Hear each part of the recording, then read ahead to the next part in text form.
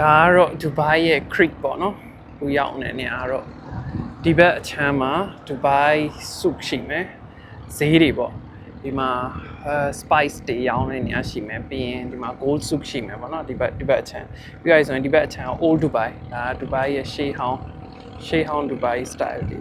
။မှာ Dubai ရှေးဟောင်း style အိမ်လေးရှိနေတယ်ကျွန်တော်ပြပေးမယ်။တွေ့လား။ဒါရှေးဟောင်း Dubai အိမ်လေးတွေပေါ့အခုတော့ building အကြီးကြီးတွေဒါကတော့ရှေးဟောင်း style လေးပေါ့ဒီမှာတင်မော့လေးရှိမယ်ဒါအစိုးရ RTA တင်မော့တွေပေါ့a few dirhams ပဲပေးရတယ်ဟိုဘက် channel ဘက် channel ကိုကူးနေကြတာပေါ့သူတို့တွေလမ်းလျှောက်ရတယ်ကမ်းနာပေါ့ Dubai ရဲ့ကမ်းနာ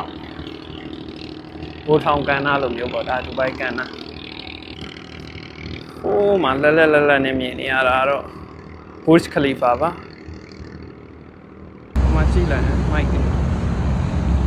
မီထွန်းလာတဲ့တင်မော်ကြီးဒါကတော့လူတွေ Dubai ရဲ့ဟိုဘက်အချမ်းနဲ့ဒီဘက်အချမ်းကိုကူးနေတာပေါ့နော်ဒါချောင်းပေါ့ Dubai Creek လို့ခေါ်တာပေါ့နော်